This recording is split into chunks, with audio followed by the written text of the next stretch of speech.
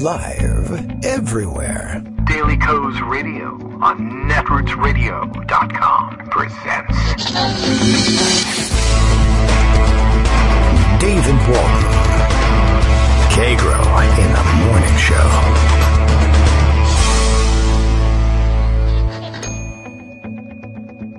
Now, here's David Waldman.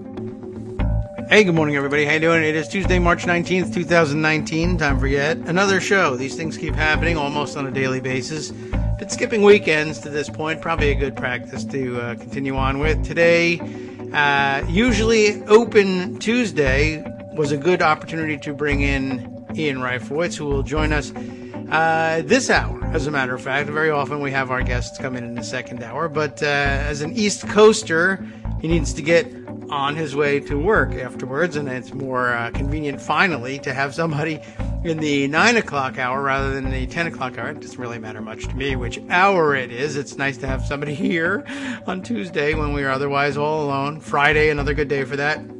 This time, I guess if we can finally arrange things correctly and get to enough stories during the week, we'll have time to get to our listener contributions. Friday would be probably a pretty good day for that. Tomorrow, another busy day with Joan McCarter and Greg Dworkin. But today, Ian Reifowitz, and we'll be discussing all sorts of things, including, of course, a new book on the way out. We'll discuss the title and the general gist of things. But as I mentioned in today's Morning Post, it looks like it's going to make a great deal of sense. It shouldn't surprise you.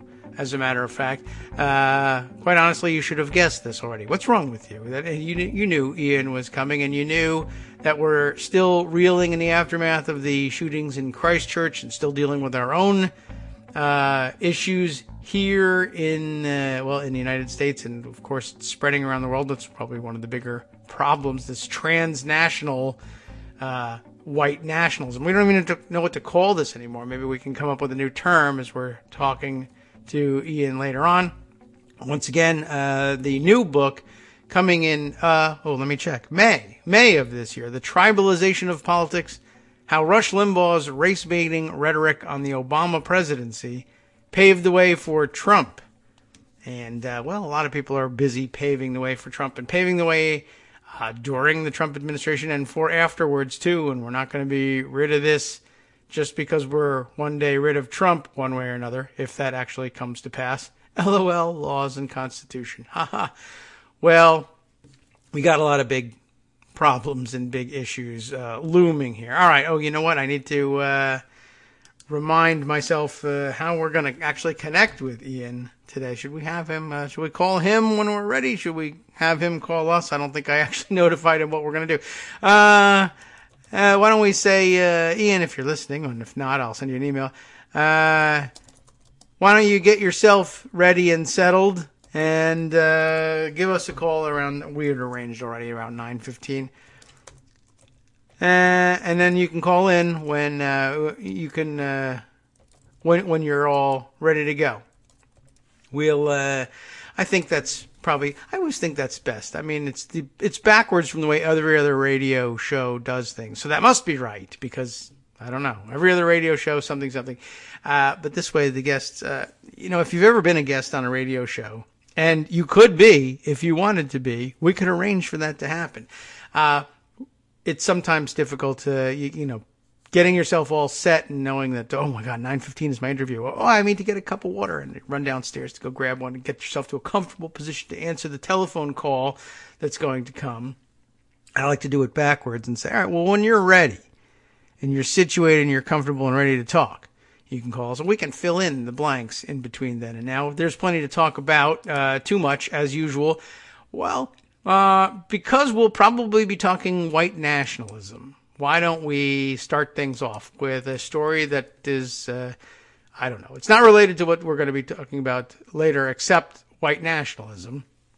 And maybe we start the search for a new term right here, right now. Kelly Weill, W-E-I-L-L. Not sure how she pronounces this. For the Daily Beast has this somewhat unusual story, let's say. It takes place in Virginia, which is a weird place for there to be white nationalism, don't you think? Or the capital of white nationalism some years ago. Let's see. The story is entitled Cop Working at High School, presumably as a school resource officer. Cop working at high school revealed as white nationalist organizer. Well, there's got to be a community organizer there. And he was inspired by Obama, who was a community organizer, and decided he would organize the community of white nationalists in high school. This is troubling. Which white nationalist organization was he organizing for? Identity Europa, which we should all just pronounce it as Identity Evropa, because, duh. I don't know why they decided to go with the V-shaped U. Is that supposed to be Romanesque, maybe? But Identity Europa helped plan the Charlottesville Hate March.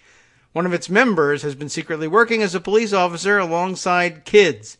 So just to set the scene for you here, from my perspective, oh my God, let's put armed police officers in every school because mass shootings. We want them on hand, presumably to prevent a mass shooting. P.S. Let's make sure that we use police officers who are closely identified with the very organizations or ideologies most frequently connected these days to those mass shootings. What a great combination of, I don't know, what are they? Of idiotic ideas, I guess. The idea of an armed school police officer isn't the most idiotic idea out there about dealing with school shootings, of course. But it gets a black eye when you do something dumb like place a white nationalist organizer and recruiter with a gun inside a school to talk to kids about, maybe becoming white nationalists. A Virginia police officer assigned to a high school is involved in onboarding new members, I like the buzzword, for a white nationalist group, leaked chat logs reveal. Daniel Morley, 31, is a police officer at L.C. Byrd High School in Chesterfield, Virginia. He's also, and I guess this is on his resume, an organizer for Identity Evropa. Well, I'm going to say it anyway. It's Identity Europa, I think, but Evropa. That'd be funny. A white nationalist group, about which there's nothing funny. In the group's leaked chat messages, first highlighted by Virginia anti-fascists on Monday, thanks guys, Morley discussed ways to downplay appearances of racism while still promoting white nationalism. So the story comes to us via the reputable Daily Beast, but the story was discovered by these horrible, unreputable, I don't think it's irreputable, unreputable, dirty hippies in anti-fascist movement. Oh, wow. Well, they give them credit, but okay, very interesting. I like the provenance of the story. Morley is suspended while Chesterfield County Police Department investigates the allegations. The department announced Monday. Doesn't say here whether he's got pay or not. Maybe in this statement. The Chesterfield County Police Department is aware of the alleged affiliation and activities of one of our officers, and our Office of Professional Standards continues to actively investigate these claims, the department said in a statement. At this point, the officer in question has been removed from his position as a school resource officer and has been administratively suspended from the police department pending a recommendation from Colonel Jeffrey Katz for termination. A phone number believed to be Morley's did not return a request for comment Monday. Morley used the screen name is a good idea though. Danimal, Danimal, like, is his name Daniel by any chance? Well, I've forgotten already. Yeah, Daniel Morley. So he's Danimal. Rawr. Of course, Danimals is also the name of the children's drinkable yogurt product from Dannon, I think. Plus their non-drinkable one. It really covers. It's an umbrella for a family of child yogurt products, but whatever. It's better than his brother Gary, who's Garanimal 870. He's Danimal 876. Because, I don't know, there's probably some Hitler 876 thing. To post in, that's his screen name he uses to post in chat rooms at Identity Evropa, maintained on chat platforms Slack and Discord. And lots of stories coming to mind already with this one. Remember the time we spent reading about, what's his name? Steve Bannon's discovery that Discord was a great recruiting grounds for disaffected, possibly white nationalist, maybe men's rights activist, gamer culture losers, essentially. Interesting. Those chat logs were made public by the media collective Unicorn Riot earlier this month. So not only are they anti-fascist, they've got a great name, Unicorn Riot. But despite the pseudonym, Morley posted personally identifying information. Richmond area Twitter users Antifa 7 Hills and The Queer Crimer first noted. Excellent names. Well, you're listening to Kagro in the morning on Daily Coast Radio, so we're used to those things. In November, Morley identified his voting district. Not a good idea at all. Virginia 7 is my precinct.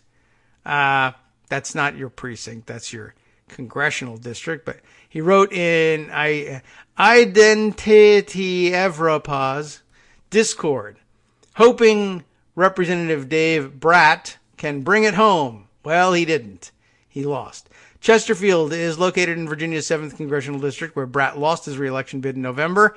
During a January conversation about race and schools, he indicated he worked in a public school.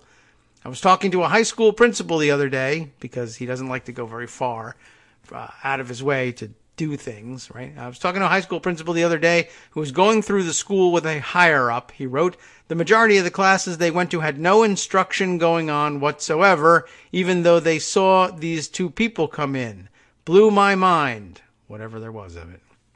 Many of Morley's posts in the Identity Europa Discord are directed at new members, a function of his position as a coordinator for new recruits.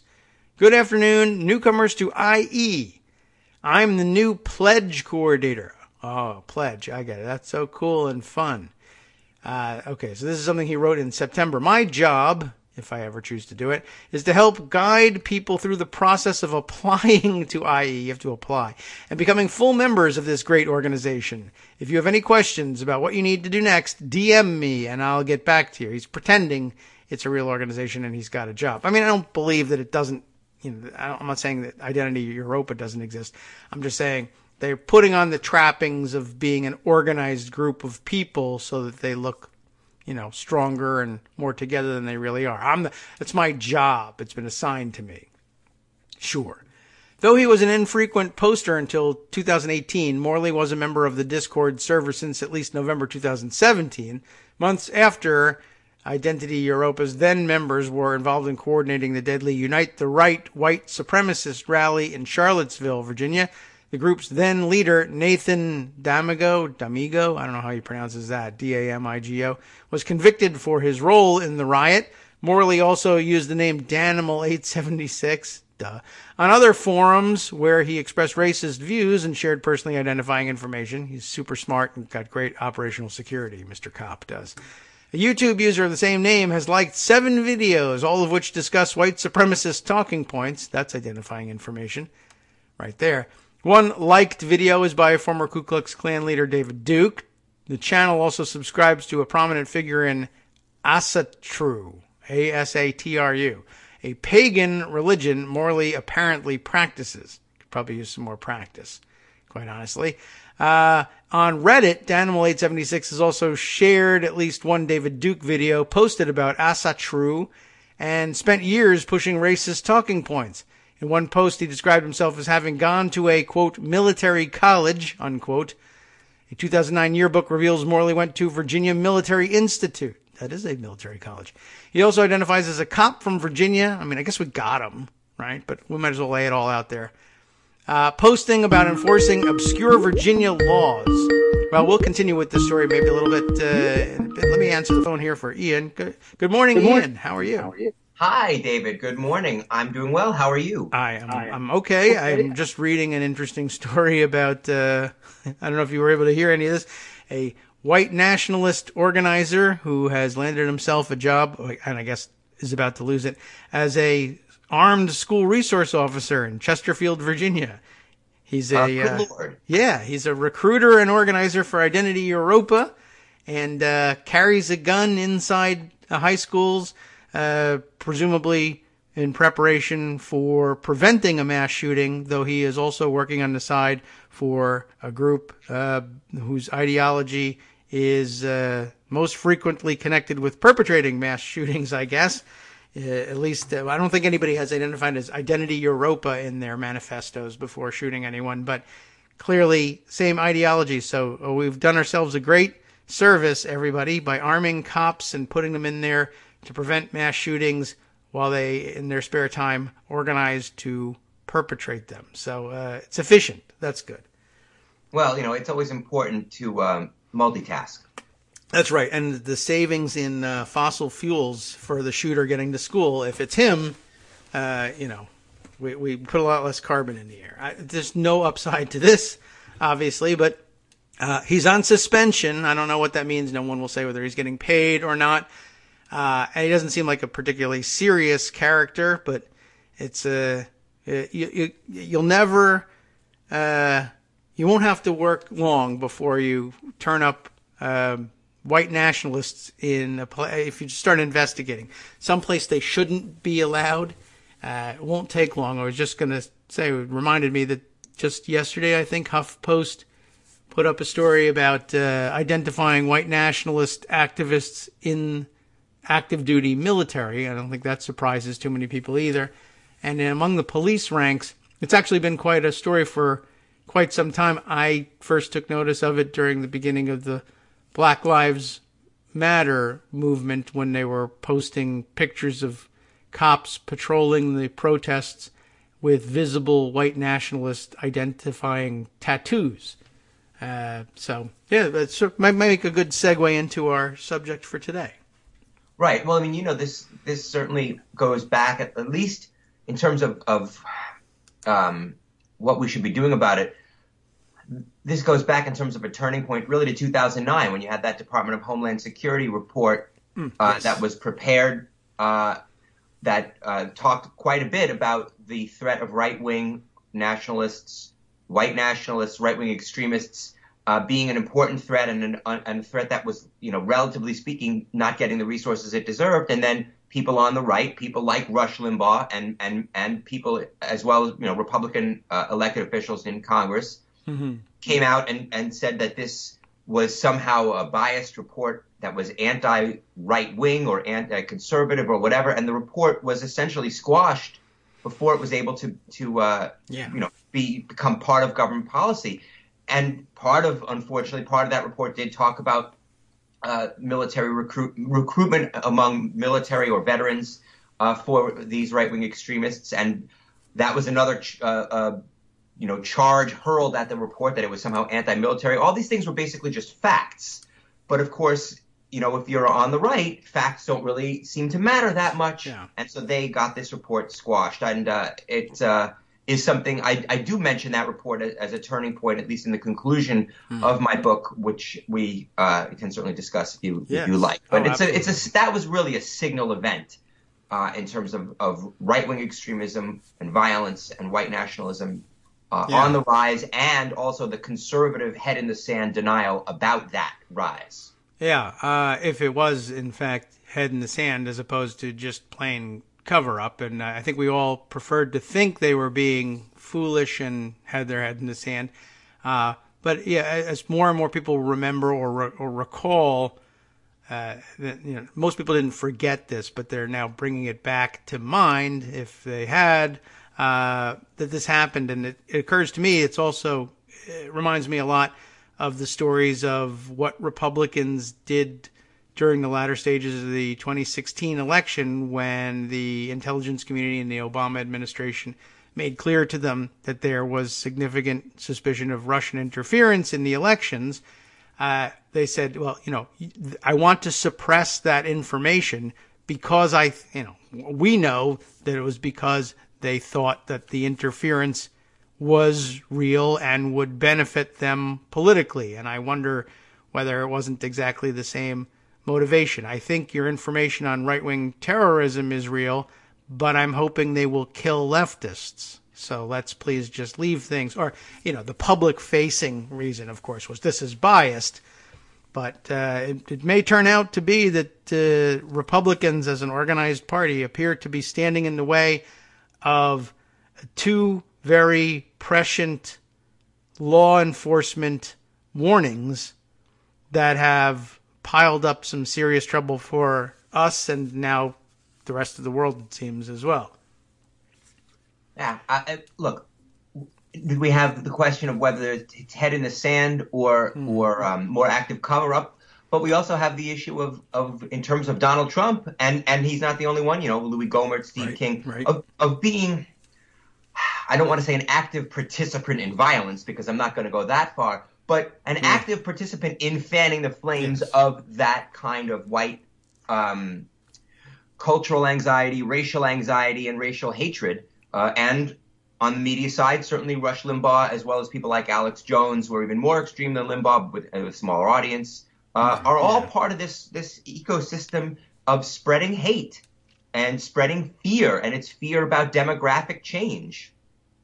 Yeah, and that's they will not replace us. Right? What was the chant at Charlottesville? You will not replace us, and then it was Jews will not replace us. Although there aren't a lot of Jewish immigrants, coming to the United States, but you will not replace us. You brown people, you non-Christian people will not replace us white Christians, and that's their fear. There's all kinds of talk about birth rate, and even Tucker Carlson, not surprisingly, has talked about birth rate and demographic change. Steve King has talked about, you need white babies to perpetuate Western civilization. I mean, this is dangerous talk coming from people who have very big megaphones, including, obviously, the person who sits at 1600 Pennsylvania Avenue. Yes, for whatever reason. You're absolutely right. Of course, it would be a step too far to say, it's a step too far to say the president is active in anything, really. Not an active guy.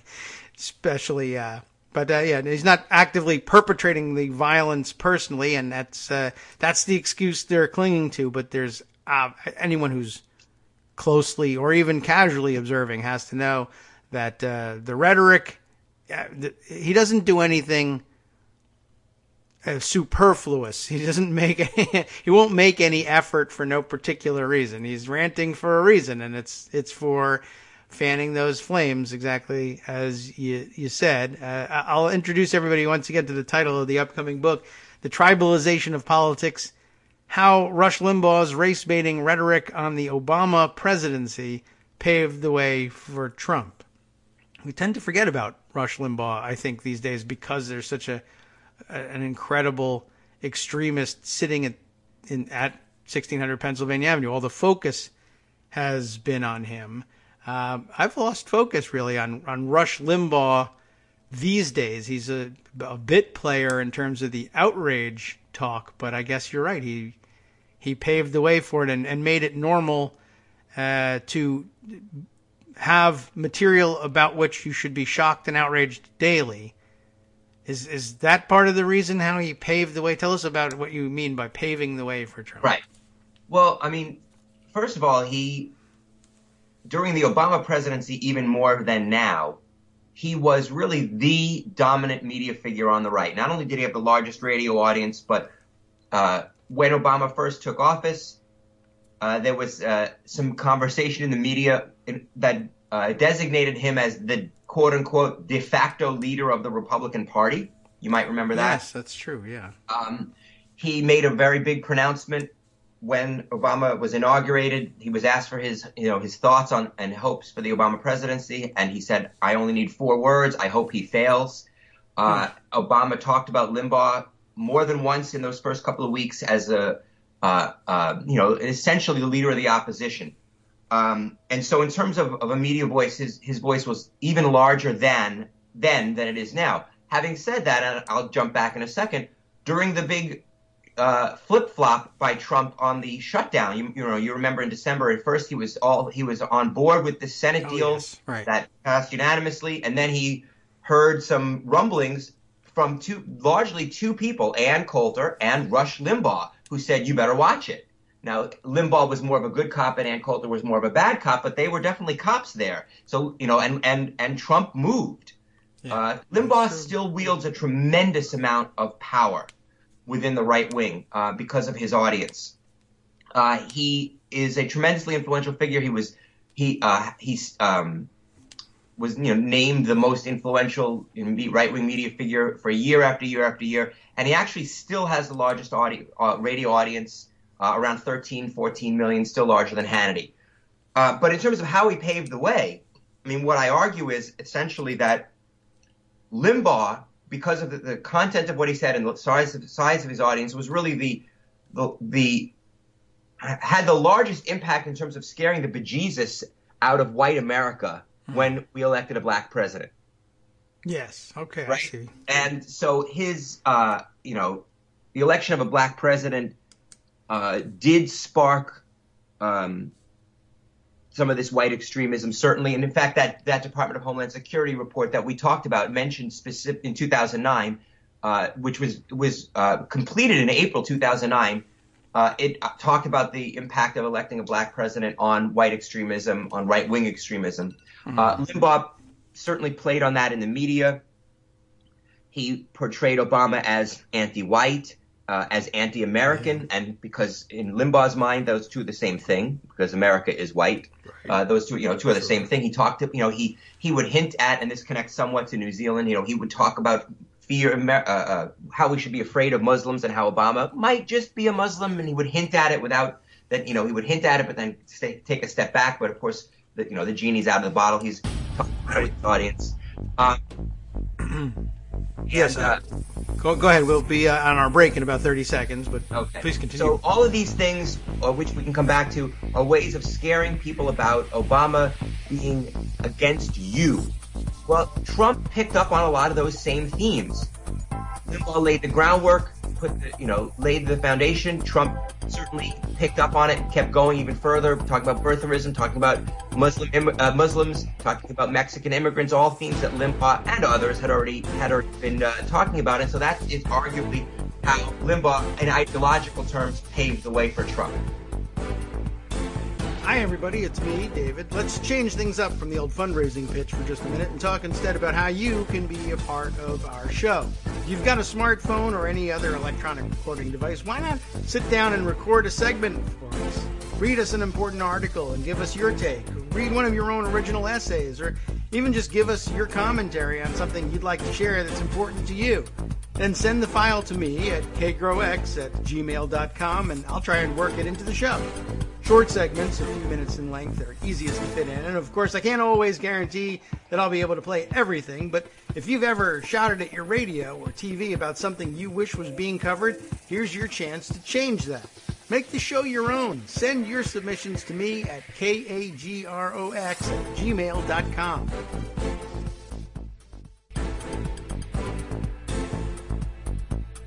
Welcome back now to the Kagro in the Morning Show here on Netroots Radio. Ian Reifowitz still with us, and we're still talking about the upcoming new book, The Tribalization of Politics, how Rush Limbaugh's race-baiting rhetoric on the Obama presidency paved the way for Trump.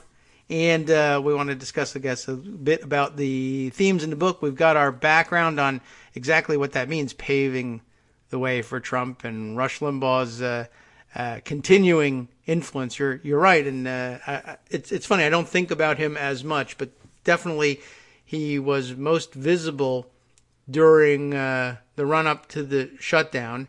And interestingly, too, I think you said he played the better cop, I guess, of the good cop, bad cop routine. Ann Coulter, the bad cop. And Ann Coulter doesn't seem to have come back to him either after writing a book, as usual, about how awesome he was. I can't even remember what the title was, but it was basically, Trump is God, he's awesome, whatever, and now she's off the bandwagon. And she has stayed off, so Trump doesn't win anything by doing her bidding, interestingly.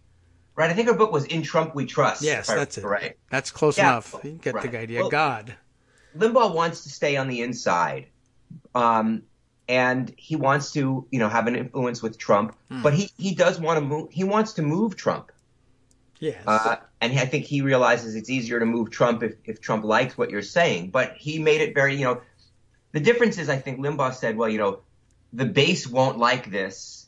he didn't say I won't like it, right. but he made it pretty clear that, whereas I think Ann Coulter was much harsher on Trump, and Limbaugh is willing to take yes for an answer from Trump, and I think whereas Coulter isn't. They each have a role to play in making our country worse. Did I say that out loud? Yes. They each have a role to play on the right wing. But it is about this whole idea of white anxiety. I mean, I have a very short section I can read you. I can say, very quickly that, Limbaugh saw Limbaugh saw the opening on white anxiety right from the start from Obama's presidency and pushed harder and more effectively to exploit it than anyone else in the media. In doing so, he helped lay the groundwork for the man who, capitalizing on racial and cultural resentments with a skill that would have made George Wallace proud, rose from birther-in-chief to commander-in-chief. And there, sort of in a nutshell, is the presentation and the argument. Yeah. And what I did in writing the book, and I should mention that our friend Marcos wrote a wonderful foreword, which appears in the beginning of the book, and I was so happy and proud that he took the time to read the book and comment on it. And he laughed because he said in the foreword, when Ian told me he was going to read 8 years of Rush Limbaugh show transcripts, I was afraid a little bit for his mental health, and he laughed. And then when the book was finally done, and he realized that I had followed through and read 8 years of Rush Limbaugh show transcripts, he was a little more afraid for my mental health or emotional state. But so again, I want to thank him for that. But yeah, that I've gone through and I am a historian, so I use documents, and I've documented and categorized the various ways that Limbaugh has sought to other Obama and scare Americans. And one of the ways he did that was about Obama being a Muslim, which of course Obama is not. But that's one of the things that Limbaugh did. And so in trying to scare America about Muslims and trying to scare America about Obama, one of the easiest ways to get people doubly scared is to, combine the two. It's like double your fun, right? Right. Was that Oreo double stuff, something like that? Yeah, I'm not sure whose line it was, but yeah, I got you. Yeah, yes. And I certainly don't mean to, I know Oreo has some vague racial connotation, so let me put out there, I was only talking about the snack food and the marketing campaign of Oreo double stuff, not anything beyond that. Get it all that clear. Yes. In the Ralph Northam world, right? Right. Well, you never know. But Limbaugh, I mean, I'll give you just one example, because I don't want to go into a million quotes, because I could give you a million quotes, but just one example. Yeah. So there was a State of the Union address where President Obama brought leaders from a Muslim American organization to attend as his guest. Okay? Now, this doesn't seem like a particularly terrible thing to do, right? It's an inclusive thing to invite different people from different groups, in particular maybe groups who haven't been invited as a presidential guest before, invite them, show them that they are part of the American fabric. I think you and I can agree, and I'd like to think most Americans can agree that this is a nice thing to do, a positive thing to do. I think George Bush did it. I believe George Bush did as well. He had Muslim dinners, iftar dinners in the White House. Yeah. Rush Limbaugh didn't like it so much, shockingly. Yes, unsurprising, right? So here's what Limbaugh said. Limbaugh said that Obama did this, quote, to remind you that you lost, to remind you that this isn't your country anymore, to remind you and put an exclamation point behind your country's changing, no matter what the hell you think about it, and take a load of this, end quote. You don't like how America is changing, do you, my white listeners, essentially Limbaugh is saying, right. My Christian listeners. Well, Obama is going to stick it to you by bringing a Muslim. Not at all about inclusion. It's about sticking it to you. And this, I argued, is, tribalization really at its most naked. I don't think your audience needs too much further explanation for that segment and what Limbaugh is trying to do there. But if you want to get people angry at Muslims and angry at President Obama, that's how you do it.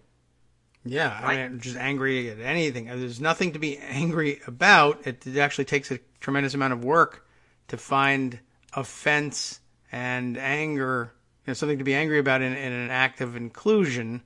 But I guess they're clearly attuned to that. Even the chant you mentioned, the "You will not replace us." I've never heard of anybody express the idea, except these people, that that immigration was about replacing anybody as opposed to joining people.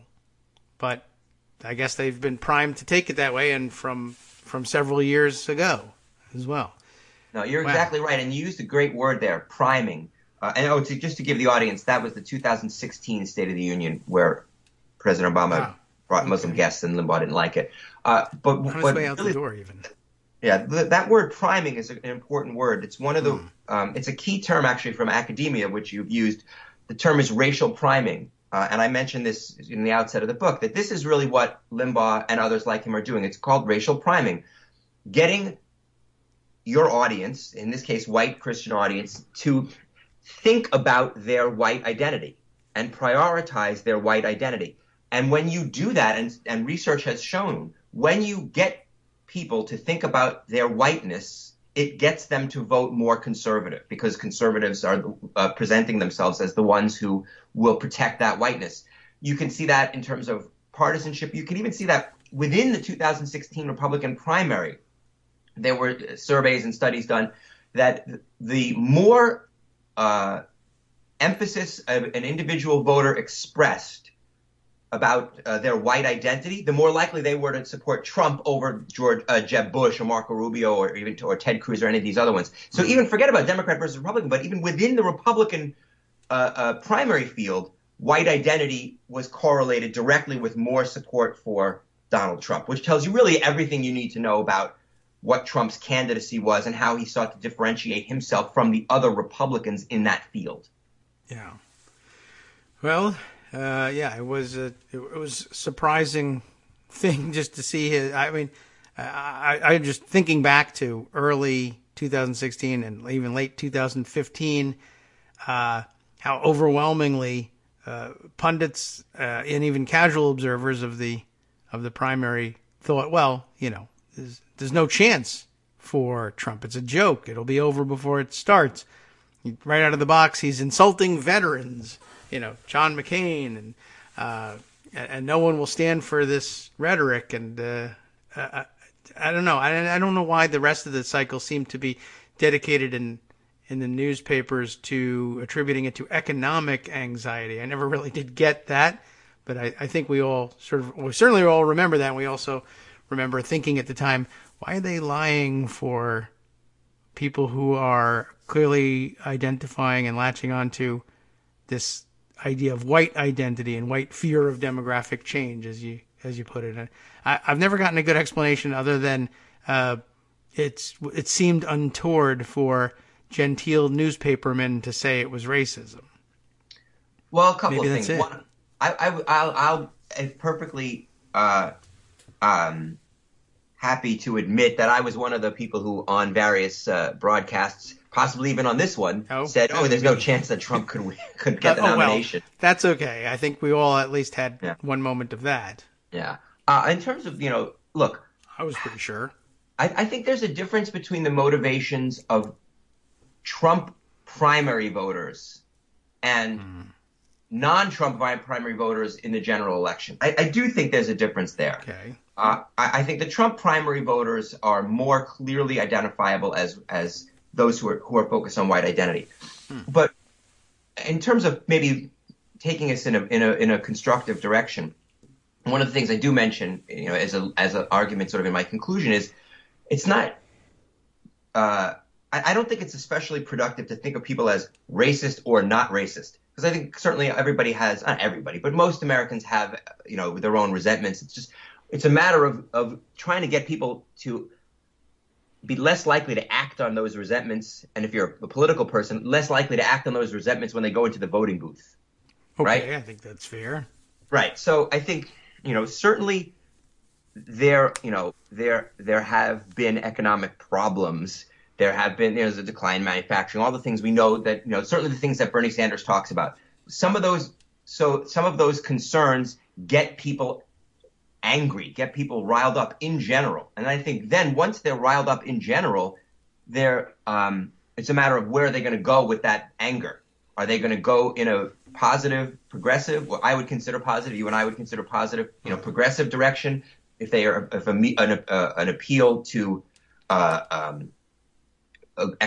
greater economic equality, greater economic justice, greater economic opportunity. If that appeals to them, then they're going to go in a positive direction. But if they're already angry and then Limbaugh throws at them, and the reason for your problem is blacks, Muslims, Obama, they're going to go in another direction.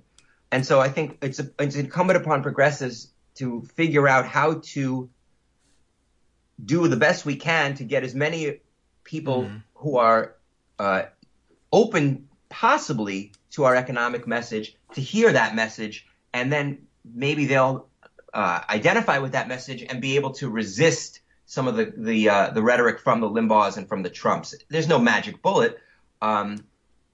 But, we've seen some studies recently, a study out of Demos last year that talked about how a sort of a combined race-class message can really work. They talked about how rather than trying to pretend that class, not race, is the way to go, or trying to, or believing that race, not class, is the way to go, integrating the two, talking about how Republicans use race baiting to distract working class people, in particular white working class people, from the fact that they're robbing you blind and sending money up the economic ladder, that they use racial resentment to prevent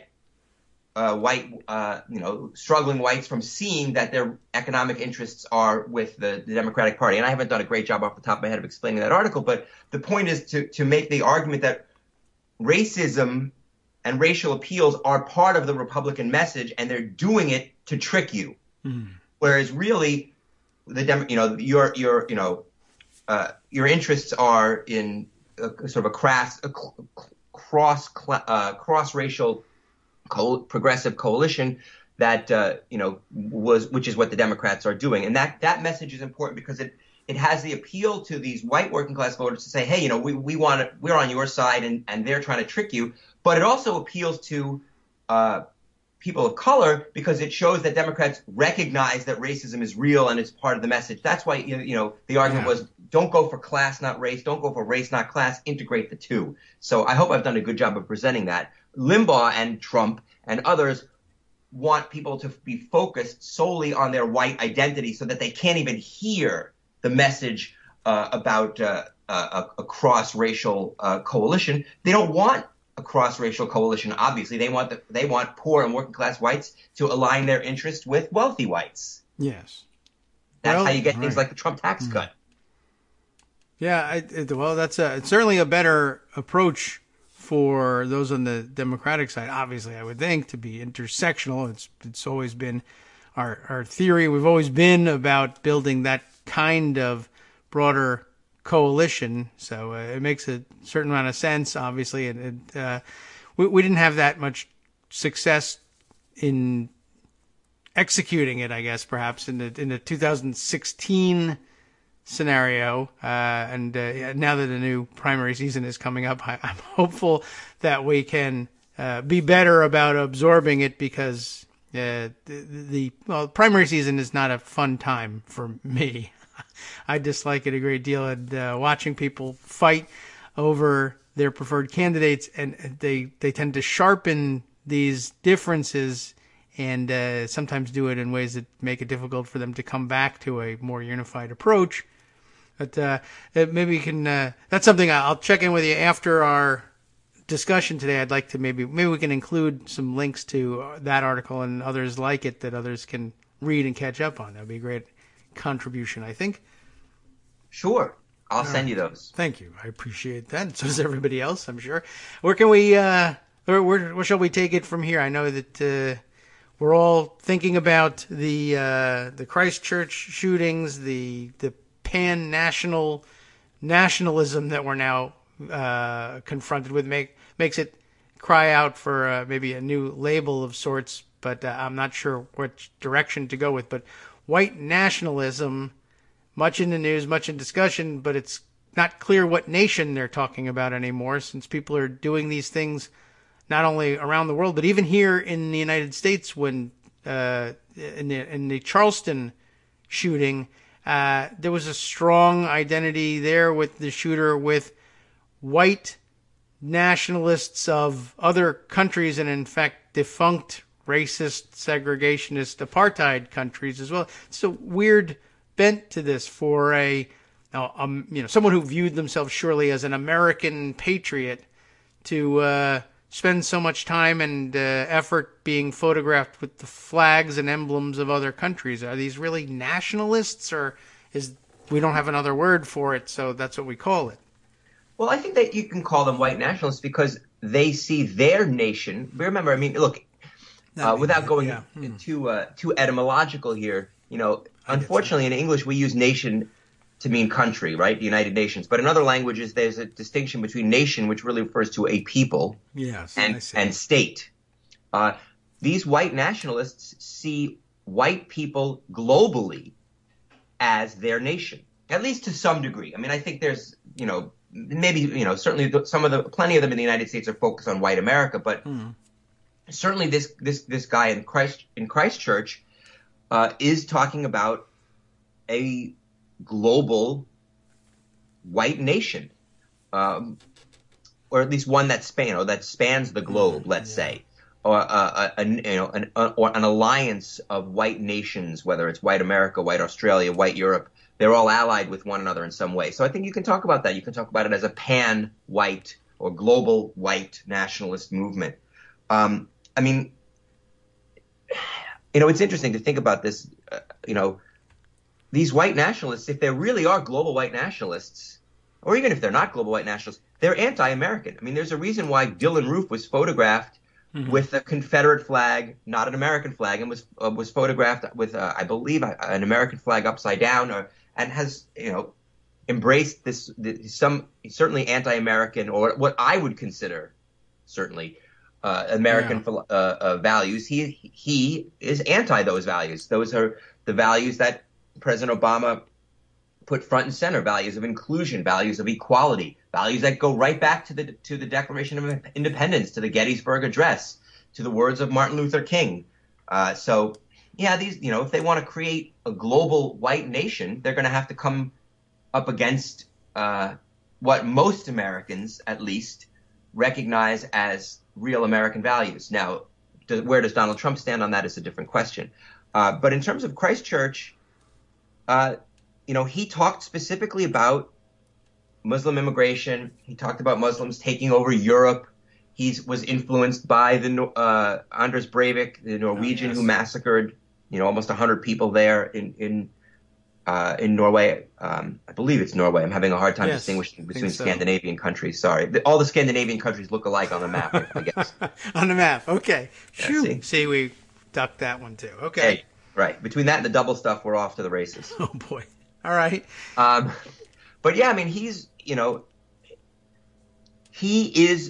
this white anxiety about demographic change put into action. Well, what's the action? If you're anxious about demographic change, kill the people who are changing the demographics. I mean, that's how scary it is. That's how evil it is. But that's the logical end result of this kind of rhetoric. And I believe he even, I don't want to go into the depths of his manifesto, but he used language that talked about, I believe, something like a call to action. It's one thing to talk about being, not wanting change. Well, let's do something about it. I'm going to do it, essentially, is what he said. And if you're going to talk about white anxiety, then you're responsible for people acting on that anxiety, I would argue. And we saw it, and we have been seeing it for years in the right-wing media and coming from right-wing politicians. There was, an op-ed piece by David Leonhardt in I believe yesterday's New York Times. And David Leonhardt is a progressive, but very moderate isn't the right word, but measured in his approach to things. And he said, look, yes, Donald Trump is not directly responsible for this killing, but he's responsible for the rise in hate. He shares in that responsibility. When you look at the people who marched in Charlottesville and said you will not replace us, Jews will not replace us, and you say there are very fine people on both sides, you are providing cover for the people who inspire murder, like the murders in Christchurch. So you're one step removed from that, but you're only one step removed, and you are still connected. And Donald Trump should be deeply ashamed. He, I'm sure, is not. Yeah, probably not. And he's not going to change. Whether he's not going to change because he is calculated that this is what he needs to do, or whether this is just his base feeling and he agrees with the idea of being concerned about white demographic anxiety, I really don't know, and I really don't care, because it doesn't matter what's in his heart or in his head. What matters, frankly, is what comes out of his mouth. Yeah. Well, there's plenty of that, no doubt. Things coming out of his mouth all the time. Not much we have been. No one has discovered the formula to stop that, other than taking his phone. But then he can always walk outside and catch a camera for that. Well, yeah, I don't know what else to add to that. What other are there other themes of either of the book or of your writing of late on Daily Kos that we'd like to tie in? How can we bring this together thematically? Well, we're all over the place a little bit, but in a good way. Sure. I've been writing about Trump and his white anxiety and his racism for a while. I'm certainly far from the only one to do it. Excuse me. Well, what jumped out at me was that he really was echoing the language that Limbaugh and others certainly have used when talking about immigration and immigrants. When you're talking about the National Emergency Declaration, right, and the issue of the border wall, Trump talked about an invasion recently, right? An invasion, right? That these women and children coming across the border are an invasion. That's language designed to inflame. An invasion is a military incursion using force, right? That's a threat to you. Invaders are dangerous. That's language that provokes violence. There's no question. It certainly provokes hate, which then can provoke violence. And this is what Trump has been doing, going back to his announcement in 2015, which I'm sure your listeners are familiar with, when he talked about Mexicans coming across the border being rapists and drug dealers and bad people. And I hope we can recover from this country. I hope our country can recover from this man. We need to defeat him in 2020 at the ballot box. We need a repudiation. I mean, I would argue 2016 wasn't exactly a ringing endorsement of Trumpism either, given that he lost by 3 million votes. But we need to defeat him again, I'd like to say, certainly in terms of the popular vote, and in a more thumping way. You're still going to get 40, 41, 42% at least voting for him, even in a landslide. But most of those people, if it gets down to a 40% level, let's say, you're talking about true believers who are going to vote for a Republican under any circumstance. I don't need a 90-10 victory to feel like Trump has been repudiated. But if he wins again, I don't know how our country comes back from that in terms of the direction we need to move, the fact that our country is going to continue to change demographically, and that we need to figure out a way to recognize our fellow Americans of different backgrounds, who are different from one another, who are different from us, as part of the same community, as part of the same American family.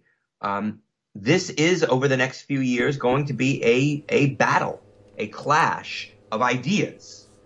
I hope it's only a clash of ideas. I hope it's not a violent clash, but a clash of ideas between the vision of America put forth by Barack Obama, talking about one American family, and the vision of America put forth by people like Limbaugh and put into power by people like Trump. And that's a battle of ideas that we have to win for the sake of our country and, frankly, for the sake of the world. Because in America that goes down a path of ethnic nationalism, of white nationalism, and which tears itself apart, that's not good for the rest of the world, to put it mildly. And it's obviously most directly bad for our own country, the country that we love, that we have made our home, that we desperately want to succeed.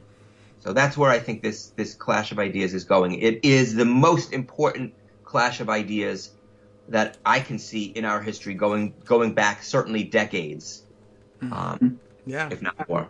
Well, I can't imagine a more important fight, and I think he's made it manifestly clear on a number of fronts what kind of damage he's able to do, even beyond this most important kind of damage. It just undermines the idea of the country itself.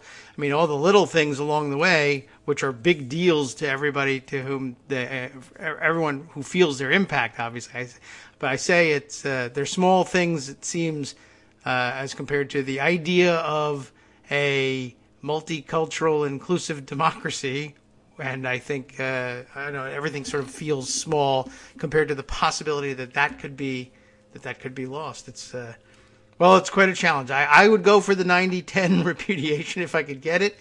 But lots of avenues for repudiation will present themselves. Let's hope that they'll take them all.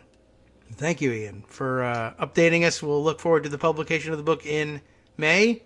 Yes, I believe it's around May 20th, although apparently you can pre-order it already from places like Amazon.com. All right, well, we'll help people find their way to doing that and including it in our roundup. Ian Reifowitz, thanks very much for joining us once again. It's been a long time. Pleasure to have you here again. Thank you, David. It's really my pleasure. I hope to have another discussion with you at some point soon. Yes, I hope that we will. I know there's a couple of things we should probably catch up on. So maybe we'll schedule another one right after this. Thanks again. And do take care. We'll make sure to have the door open for you more often.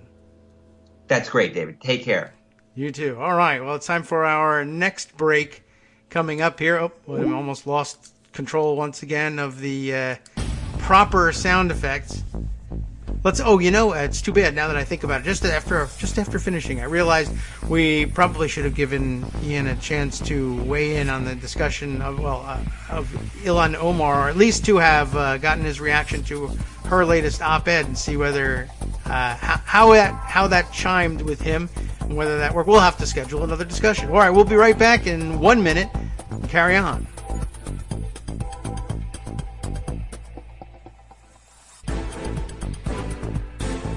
All right, welcome back now to the Kagro in the Morning Show here on Netroots Radio.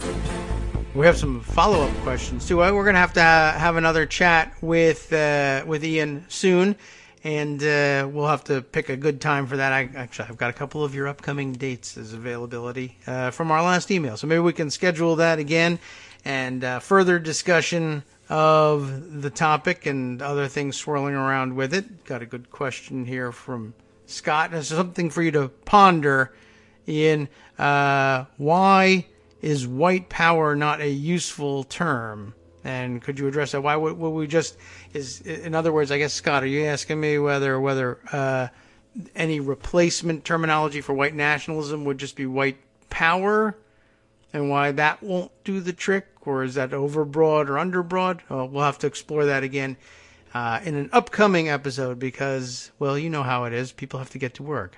And you can't just produce books out of nothing, right? You got to be at work in order to do that. Okay. Well, it sounds like, by the way, I have to apologize for the noise in the background. It seems now would be an excellent time, everybody thought, to bring out the leaf blowers and lawn mowers and other lawn equipment.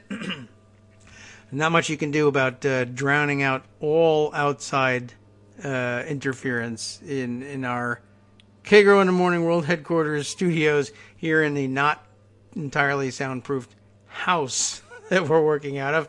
That's just one of the drawbacks of the shoestring budget radio show. You know how these things go. All right, plenty more to catch up on here, and I'm going to dive back into Pocket to try and find it. Oh, shall we? I wonder if there's anything else that we can pull out of that. The story we were originally considering, the Daily Beast story of the school resource officer posted in Chesterfield, Virginia, who turns out to be a white nationalist recruiter. And maybe this addresses some of our questions, actually. I noticed down here where we're a little below where we're going to pick up some of this theme comes up. So our school resource officer here, what's his name again? Daniel Morley, where we left off here after having reminded everybody that he went by the online handle of Danimal876, and he did not do a good job of covering up exactly who he was. He left all sorts of identifying information. I guess this was by way of establishing his credentials as a law enforcement officer, which means I'm a tough guy and I have a gun. I think that's basically where he's going with this. That, and I went to a military college. That seems important to him, too. He also identified as a cop from Virginia, posting about enforcing obscure Virginia laws. In a post on the far-right subreddit, the Red Pill, you know all about that, he suggested an interest in violence. What a great interest for a cop, and actually is a qualifying interest for cops in many police departments around the country these days. Doesn't get more real than cruising around, listening to music, and kicking ass, he wrote 3 years ago. This has actually been a long-standing problem with our police recruitment, quite honestly, even before, if you want to remind yourself of where we might lay some of the blame in a uncomfortable way, even before, during the Clinton administration, when Democrats pushed to put 100,000 additional police officers on the street. Remember, they were supposed to be about community policing. Unfortunately, the idea was to put 100,000 community engaging, racially sensitive, multiculturally aware police officers on the street, and there are about 15 of them. And unfortunately, some 99,000 plus we were likely to get that weren't necessarily going to make that their top interest. Not that you couldn't have recruited better or more carefully, but quite honestly, I guess in hindsight, maybe the idea of 100,000 new police officers, it sounded great. Like, that's a big number. And of course we can get that many people because America, and there are a lot of people in America.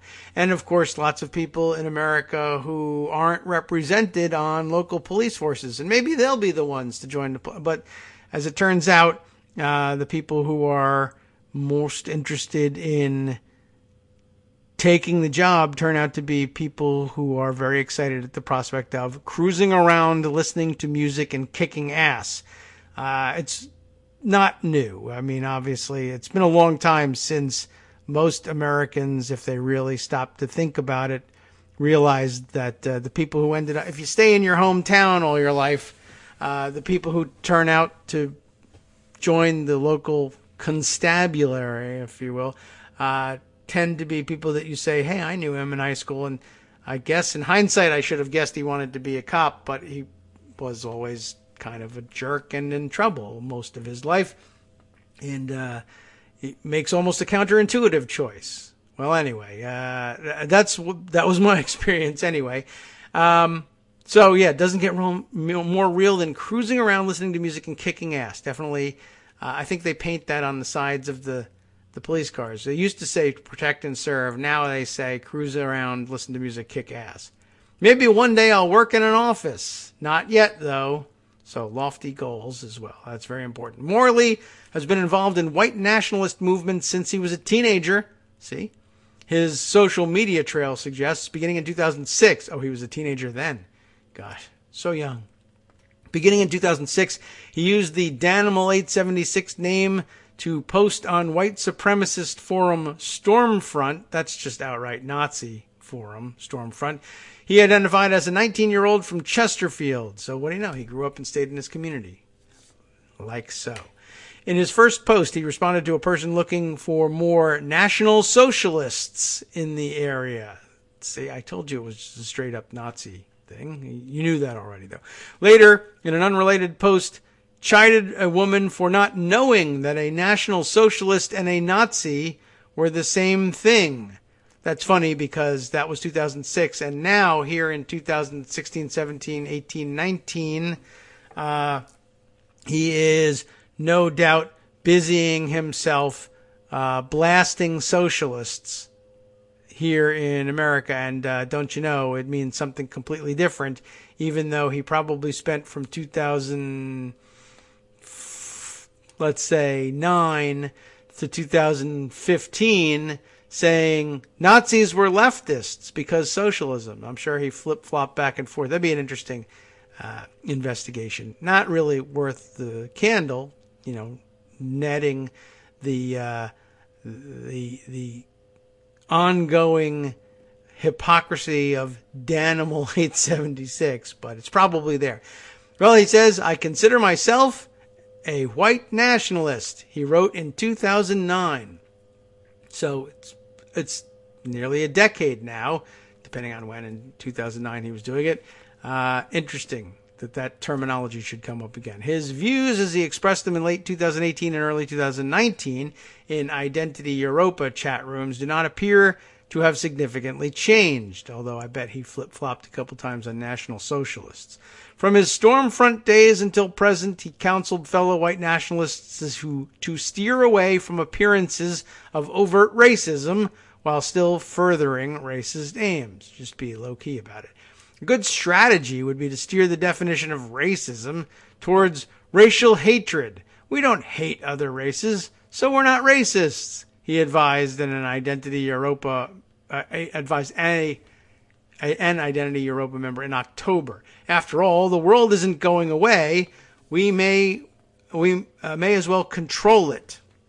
I was wondering about that a little bit in my discussion with Ian about whether they are white nationalists or whether there's a pan-nationalist thing, or is it the white nation that they're talking about that's regardless of political borders. It's interesting because, of course, the identifying ideology for white nationalists is that they need to preserve the dominance of white culture in their nation states where it exists. Whereas if it's global, I mean, white people aren't a majority. There's no white majority to be preserved, globally speaking.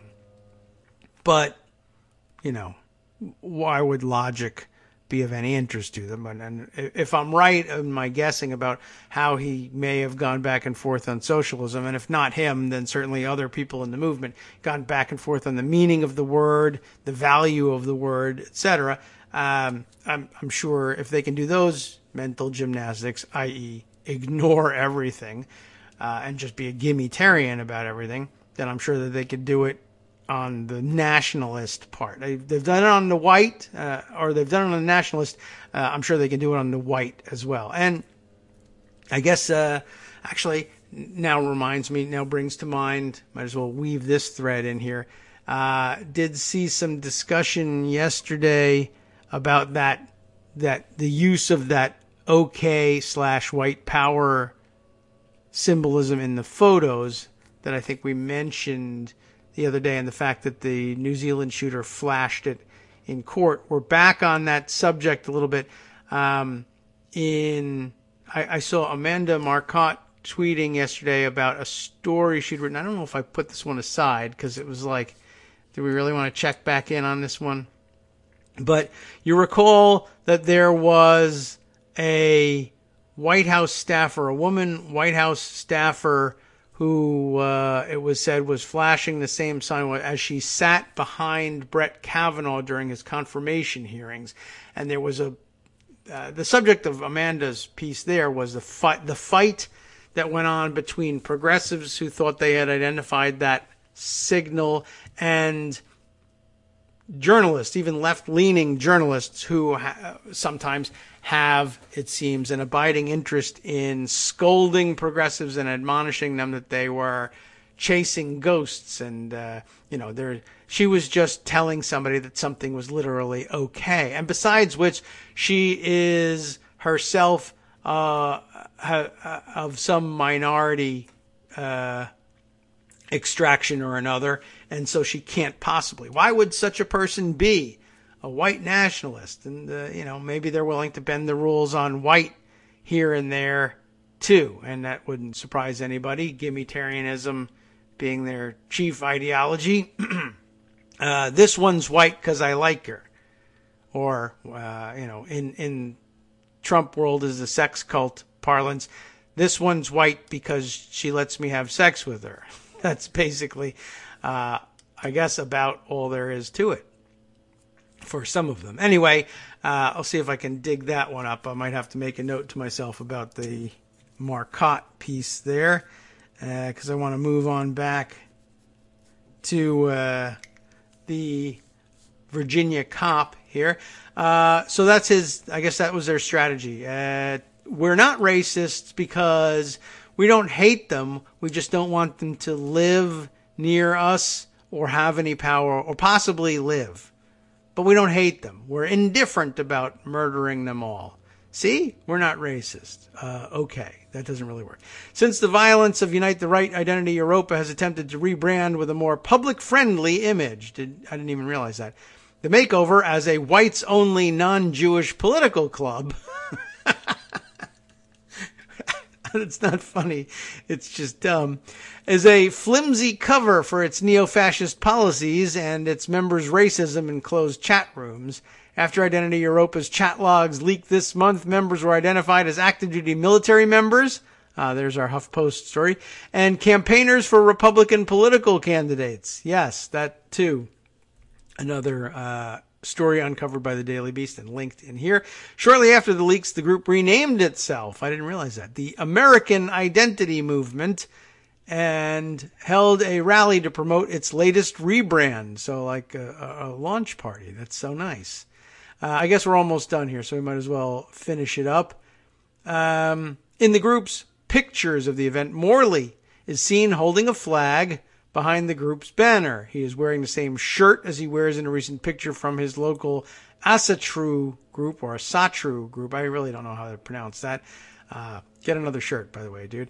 That group's website stresses its ties to, quote, our heathen Anglo-Saxon forebears. I think that's sort of a Viking nod for these people. While Asatru, or God knows however, or Odin knows how that's pronounced, is an old religion and not inherently racist, some groups' emphasis on European heritage may have made the faith a magnet for white supremacists. There's probably as strong a tie as there is with New Balance sneakers, which is to say none. Morley appears to have been involved with Identity Europa longer than he was a school resource officer. In August, a fellow officer uploaded a video of Morley and described him as newly assigned to L.C. Bird High School. I want to ensure that the children of this country get to have the same safe childhood that I did growing up, Morley said in the video. And it didn't work. You were, in fact, you fell into the hands of violent, racist, extremists, Nazi bastards. So I hope that the kids have a better experience than you did. Not that you'll have anything to do with it, I'm sure. Okay. I just thought that was an interesting article, and we spent a bit more time on it than I thought we were going to. But hey, that's the way things go. Let's see. Moving on, though, there are a couple of articles to point at here. Let me move right to the next one I have in the queue, though there's no really good segue. I'm just pleased to note that the New York Times, I don't know whether they've covered this angle on it or not, but I'm glad to have their contribution to it. The New York Times is in now on the Donald Trump Deutsche Bank connection and the weirdness, and up to and including the role of Justice Kennedy's son in all this. And I think it may be the case that the New York Times has avoided that connection to date, but I'm not entirely sure about this. It looks like, because I've switched over from my laptop to the Mac Mini, it no longer has my password for the New York Times stored, and it doesn't seem to agree with me about what it thinks my password is. Let me read out of the Pocket version of all this and see if I can distract you from the lawnmowers in the background. As President Trump delivered his inaugural address in 2017, a slight woman with feathered gray hair sat listening, bundled in a hooded white parka in a fenced-off VIP section. Bundled in a parka. Was she not indoors? What? Okay. Oh, the inaugural address. I was thinking State of the Union for some reason. Okay, well, that's why she was bundled in a hooded parka. Fenced-off VIP section. Her name was Rosemary T. Vrablich. That's my best guess at it. Vrablich, perhaps? Vrablic. She was a managing director at Deutsche Bank, and one of the reasons Mr. Trump had just taken the oath of office. It was a moment of celebration and a moment of worry for Ms. Vrablich's employer. Mr. Trump and Deutsche Bank were deeply entwined. Their symbiotic bond born of necessity and ambition on both sides.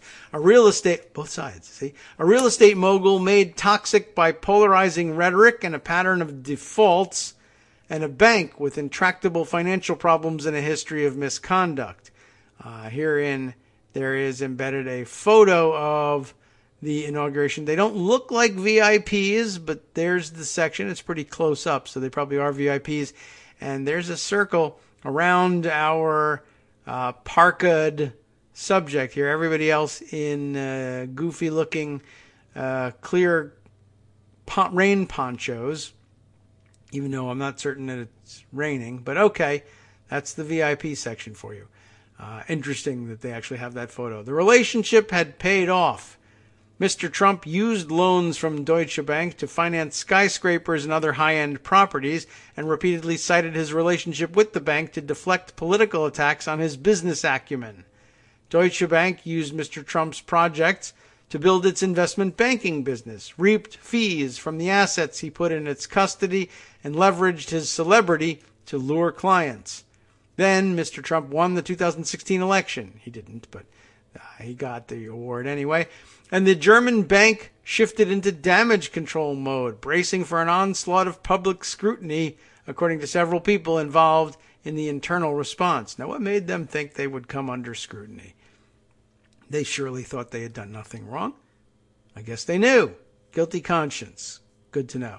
In the weeks before Ms. Vrablich attended his swearing in, the bank commissioned reports to figure out how it had gotten so deep with Mr. Trump.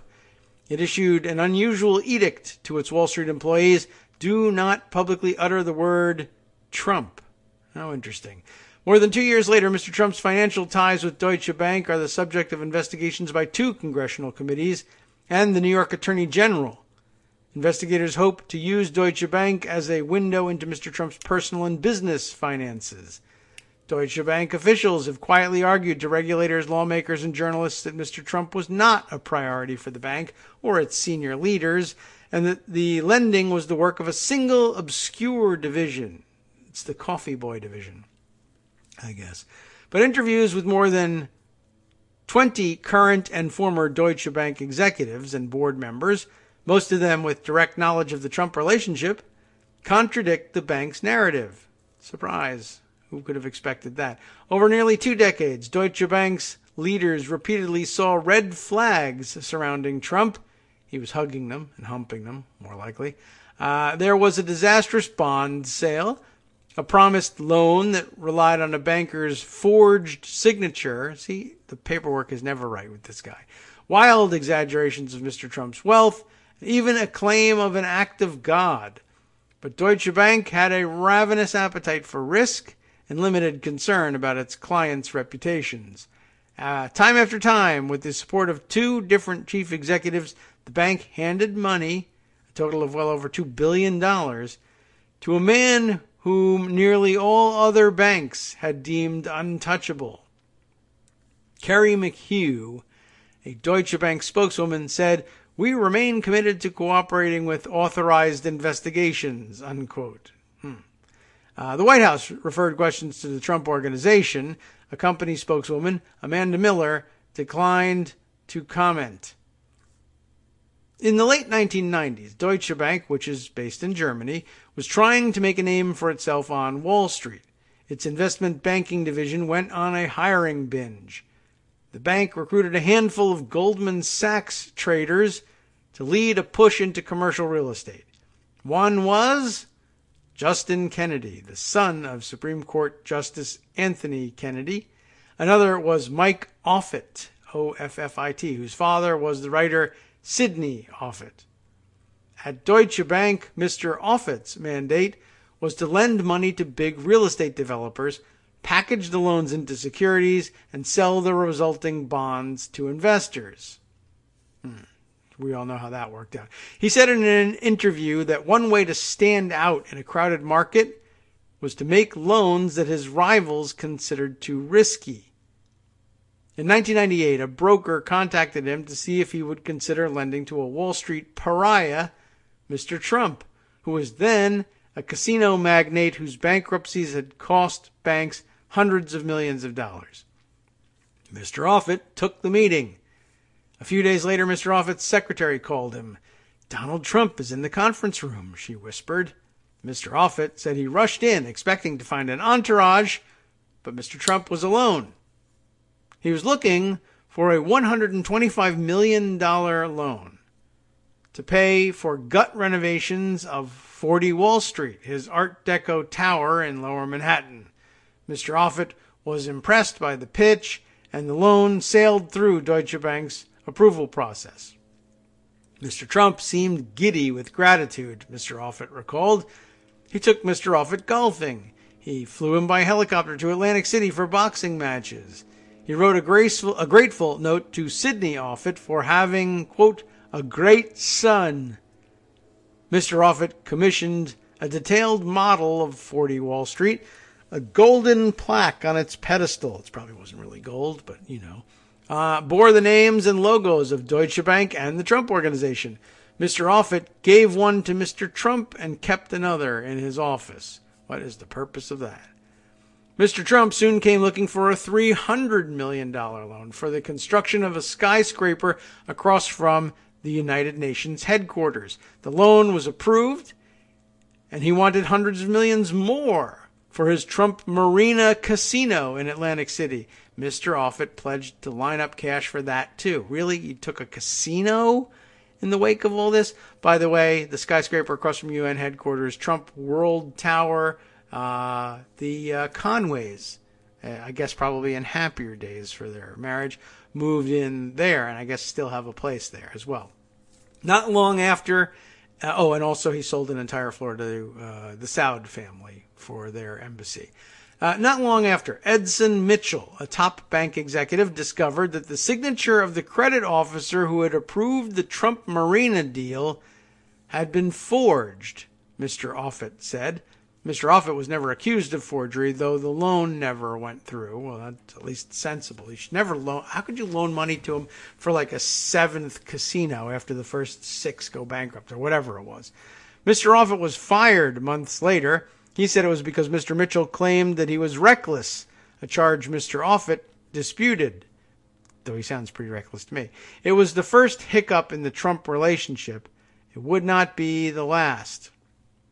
Very interesting lead in here. But by the way, I'd like to know more about the forgery of the loan signature there. This is a very odd story and reminds me also, I guess maybe I'll pause here because we're more than likely headed into the break.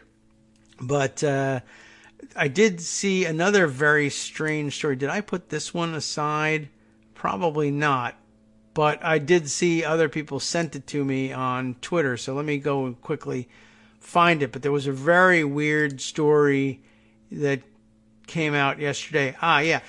So we got just a minute or two before the break here. Maybe we'll just toss this one in. The news that I missed the news entirely that this murder took place, but I gotta kill the auto-playing video on that. The man charged with killing the reputed boss of the Gambino crime family wrote pro-Donald Trump slogans on his hand, including the QAnon thing, on his hand and flashed them to journalists before a court hearing on Monday.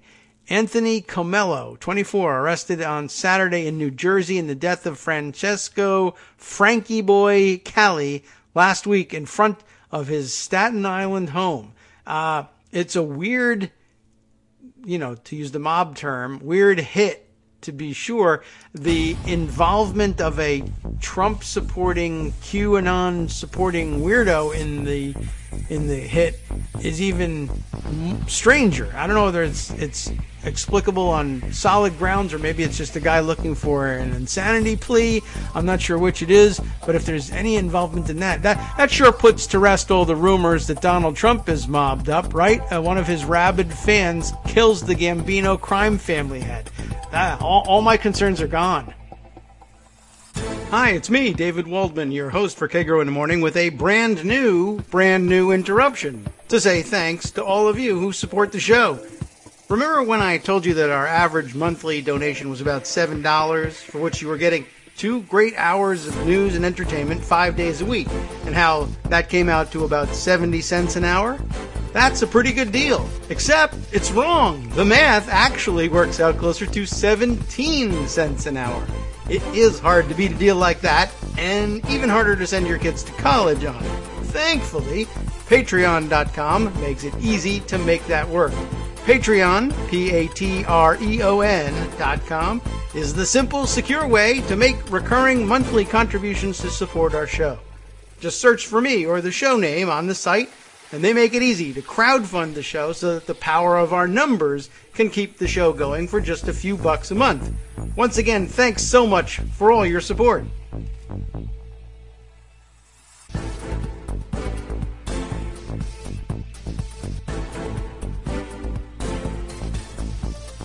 Welcome back now to the Kagro in the Morning Show here on Netroots Radio. Got to do something about the labeling of my music now. I've too many times I've confused the 1 minute and 2 minute pieces here, but let's turn this down and handle things manually and get back to where we were. I think, I did find the Amanda Marcotte piece to share with you for later, so that's a bit of good news. Where was I? We were going through the Deutsche Bank thing, but we took a brief pause to discuss the weirdness of the mafia hit being perpetrated by, as some of the newspapers said, a nobody, but a nobody who turns out to be, oddly enough, a New York or a New Jersey area. Maybe, I don't know whether he's from New York or he's from New Jersey. A Trump supporter. What a strange thing that is. And I guess we could discuss that a little bit more later on too, but it doesn't do much to diminish the, what do we even want to say? Diminish the theorizing that sometimes takes place about how linked Trump is with the mob, whether the old Italian-American mafia mob or the Russian mob, which has since largely replaced it as one of the larger operators in at least in the East Coast organized crime game. And I'll tell you, there's a theory floating around out there too that that bears on that it was the old style Italian-American mafia that first got Donald Trump into the money laundering game, but that was largely taken over, as was most of the organized crime operation, by Russian mobsters later on, and they just sort of inherited Trump and rolled him up into their world in taking over the Italian-American mob world. Okay. Back, though, to the Deutsche Bank white-collar mob that operates above board, supposedly. And if it doesn't, then it just changes the law after the fact so that nobody has to go to jail. The Mar-a-Lago reward is the next section of this story about Deutsche Bank. Over the next few years, the commercial real estate group with Mr. Kennedy now in a senior role, he comes back into the picture, kept lending to Mr. Trump, including to buy the General Motors building in Manhattan. Occasionally, Justice Kennedy stopped by Deutsche Bank's offices to say hello to the team, executives recalled. At an annual Pro-Am golf tournament the bank hosted outside Boston in the early 2000s, Mr. Trump sat down for a recorded interview with the bank's public relations staff, who asked about his experience with Deutsche Bank. "It's great," Mr. Trump exclaimed, according to a person who witnessed the interview. "They're really fast." Okay, I guess that means they approve loans for him very quickly. By the way, I wonder, can we get scores from this tournament? An annual Deutsche Bank Pro-Am Championship Golf Tournament, Norton, Massachusetts. And I wonder, I don't know what the scores will necessarily be online, but when he plays in somebody else's tournament that's not at a club he owns, you can oftentimes get real scores for him and get a good look at what kind of golfer he really is. I'd be curious to see if we can look those up. In 2003, a Deutsche Bank team led by Richard Byrne, a former casino industry analyst who had known Mr. Trump since the 1980s and therefore should have known better, was hired to sell bonds on behalf of Trump hotels and casino resorts. Bank officials escorted Mr. Trump to meet institutional investors in New York and Boston, according to an executive who attended. The so-called road show seemed to go well. At every stop, Mr. Trump was greeted by large audiences of fund managers, executives, and lower-level employees eager to see the famous mogul. The problem, as a Deutsche Bank executive would explain to Mr. Trump, was that few of them were willing to entrust money to him. They're smart. Mr. Trump requested an audience with the bank's bond salesman. According to a Deutsche Bank executive who heard the remarks, Mr. Trump gave a pep talk. "Fellas, I know this isn't the easiest thing you've had to sell," the executive recalled Mr. Trump saying, "but if you get this done, you'll all be my guests at Mar-a-Lago," his private club, of course, in Palm Beach, Florida, even then using it as a bribe. The sales team managed to sell hundreds of millions of dollars worth of bonds. Mr. Trump was pleased with the results when a Deutsche Bank executive called, according to a person who heard the conversation. Everybody's listening to everybody else's conversations here. "Don't forget what you promised our guys," the executive reminded him. Mr. Trump said he did not remember, and that he doubted the salesman actually expected to be taken to Mar-a-Lago. "That's all they've talked about the past week," the executive replied. "I have one of the great memories, one of the best I have a great brain, really smart brain." Remember how he bragged on his memory? I don't remember that. Well, apparently, all right. Well, there are things about which you can shame him, apparently, because Mr. Trump ultimately flew about 15 salesmen to Florida on his Boeing 727. They spent the weekend golfing with Mr. Trump, two participants said. A year later, in 2004, Trump hotels and casino resorts defaulted on the bonds. Oh my, who could have guessed? They defaulted on the bonds. Deutsche Bank's clients suffered steep losses. This arm of the investment banking division stopped doing business with Mr. Trump. That'll learn you to try and collect on your debt from him to go to Mar-a-Lago. Around that time, Mr. Trump returned to Deutsche Bank's commercial real estate unit. The left hand hadn't been told what the right hand was doing, I guess, which was housed in a separate part of the sprawling investment banking division. Came back for another loan. He did. This one was to build a 92-story skyscraper in Chicago. Uh-oh, I've got some auto-playing video somewhere. Let's try and identify where that's coming from. As we search through... No, that's not it. That's not it. All right, interesting. I'm going to have to... Where is this? Wow, how annoying is that? Ah, there we go. Found it. Can we kill this? Is that going to do it? Oh, my God.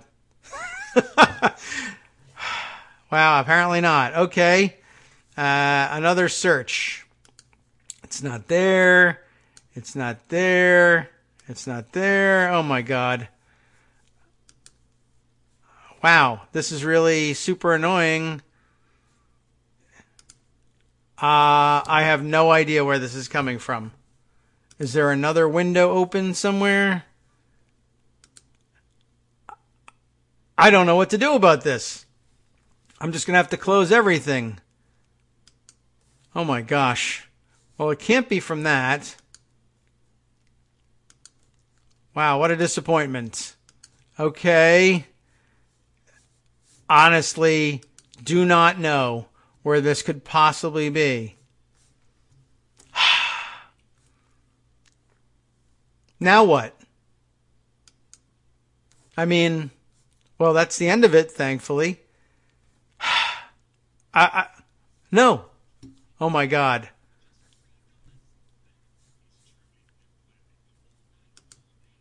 I don't know what to do. So I will close all of, and now I've got all of my, what in the world is playing this? Well, now I know which story it was, but all of my windows are closed.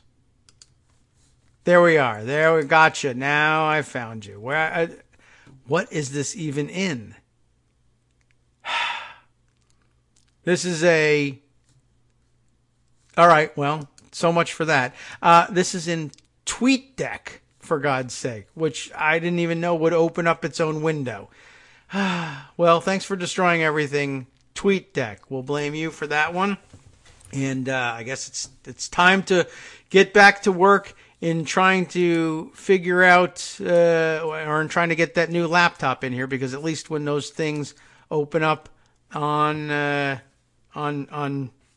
Twitter on the laptop, they won't play over the broadcast computer. Wow. So now I have to try and write notes to myself about what I had open, because a lot of it was for sharing articles with you after the show was over, and now I have to try and reconstruct all of that work. So thanks a whole hell of a lot.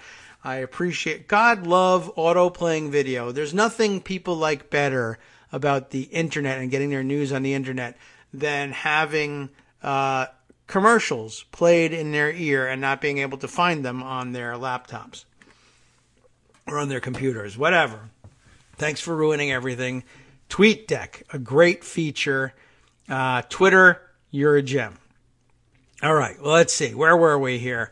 The Chicago Tower getting constructed with another loan from Deutsche Bank, which just saw Trump default on their bonds. But they said, what the hell, let's do it, and we'll give you a new loan. Joseph Ackerman, the bank's chief executive, had publicly promised soaring profits. Scott tells me that he didn't hear anything with the auto-playing video, which is good news, except it would have been impossible for me to continue with the show with the headphones on. I'm glad you didn't get to hear it, because otherwise it was an unpaid ad. Joseph Ackerman, the bank's chief executive, had publicly promised soaring profits, and with many of the company's businesses sputtering, the investment banking group was under intense pressure to grow. So what could be a better idea for growth than more investment in Trump? As Deutsche Bank considered making the loan, Mr. Trump wooed bankers with flights on his private plane, according to a person familiar with the pitch. In a Trump Tower meeting, he told Mr. Kennedy that his daughter, Ivanka, would be in charge of the Chicago project, a sign of the family's commitment to its success, which is, in fact, quite the opposite. I would not have read that at all as a commitment to success. I would have said, it seems like a minor project to me. But there were warning signs, he says. Mr. Trump told Deutsche Bank his net worth was about $3 billion, but when bank employees reviewed his finances, they concluded he was worth about $788 million, which is a lot of money, but it's not even $1 billion. According to documents produced during a lawsuit Mr. Trump brought against the former New York Times journalist Timothy O'Brien, that famous incident we're all aware of, and a senior investment banking executive said in an interview that he and others cautioned that Mr. Trump should be avoided because he had worked with people in the construction industry connected to organized crime and murdered the head of the Gambino crime family, or had a fan do it for free. Nonetheless, Deutsche Bank agreed in 2005 to lend Mr. Trump more than $500 million for the project. He personally guaranteed $40 million of it, meaning the bank could come after his personal assets if he defaulted. By 2008, the Riverside skyscraper, one of the tallest in America, was mostly built. But with the economy sagging, it's 2008, remember, Mr. Trump struggled to sell hundreds of condominium units. The bulk of the loan was due that November. Then The financial crisis hit, and Mr. Trump's lawyers sensed an opportunity. How about that? I thought, oh no, we're doomed. No, he sees opportunity. Well, good for him. He's an optimist. A provision of the loan let Mr. Trump partially off the hook in the event of a force majeure, essentially an act of God, like a natural disaster. The former Federal Reserve Chairman, Alan Greenspan, had called the financial crisis. Are you ready for this? Hold on a second. Alan Greenspan called the financial crisis a tsunami. And what was a tsunami if not a natural disaster? They're actually going to do this? Did this work? I give up. Don't go to law school, everybody. It's stupid anyway. You shouldn't do it. But why bother studying? Don't go to kids. Leave school. Play video games. It makes no sense. No difference. One of Mr. Trump's lawyers, Stephen Schlesinger, and why have a lawyer at this point, told him the provision could be used against Deutsche Bank. I quit. I absolutely give up. It's brilliant, Mr. Schlesinger recalled Mr. Trump responding. I have a really good brain. I guess he does. Does it work? Days before the loan was due, Mr. Trump sued Deutsche Bank, citing the force majeure language and seeking $3 billion in damages. What? Deutsche Bank countersued and demanded payment of the $40 million that Mr. Trump had personally guaranteed. With the suits in court, senior investment banking executives severed ties with Mr. Trump. Forget the rest of it. No more story. This goes into another segment called Luring a Banker. I want only follow up on this, please. This better be in here. Are you kidding me? Not long after Mr. Trump got the Chicago loan, but before it went south, Deutsche Bank was expanding its private banking division, which served the super rich because they need help, apparently. Executives said they set out to hire Ms. Vrablich, whatever her name is, whom they viewed as the best private banker in New York. And how do you get to be that even, by the way? Like, hi, rich person, put your money in this bank. Okay, I will. What a great banker. I mean, it's a skill, no doubt, to talk them into using your bank, but I'm curious what makes somebody the best private banker in New York. But okay, traditionally, private bankers discreetly manage customers' wealth and act as high-end concierges. Ms. Vrablich, who started her career as a bank teller, fine, I understand how that works, and then worked at Citigroup and Bank of America, get it? Okay. Did that and more. She also arranged large real estate and commercial loans for her best clients. It's amazing how much trouble Deutsche Bank gets themselves in with this. Should we lend this guy money? He just defaulted on a bunch of bonds. The answer, yes. We'll do it as a real estate loan from a different division. Oh, he just screwed up the real estate loan too. Let's move him into the private banking division. Okay, why? What's our specialist in the private banking division got going on for her? Well, she arranges large real estate and commercial loans for her best clients. Wait, he's defaulted on 2 already. Let's lure her in and hire her. To lure her, Deutsche Bank guaranteed that she would earn at least $3 million a year. Unusually rich terms for a private banker, and probably as a former teller, right? And would bypass a layer of management to report directly to Thomas Bowers, the head of the American Wealth Management Division, according to people familiar with her contract. Rosemary is widely recognized as one of the top private bankers to the U.S. ultra-high net worth community, Mr. Bowers said in a September 2006 news release. Deutsche Bank took out an ad in the Times to celebrate the arrival of her and a few colleagues. Ms. Vrablich's superiors encouraged her to make loans that rival banks dismissed as too large or complex. In other words, the things that earlier Mr. Offit had been encouraged to do and got fired for. Okay, sure. They saw it as a way to elbow into the hyper-competitive New York market. In 2010, Deutsche Bank and Mr. Trump settled their litigation over the Chicago loan. How did they do that? Mr. Trump agreed to repay most of what he owed by 2012, Mr. Schlesinger said. One of Ms.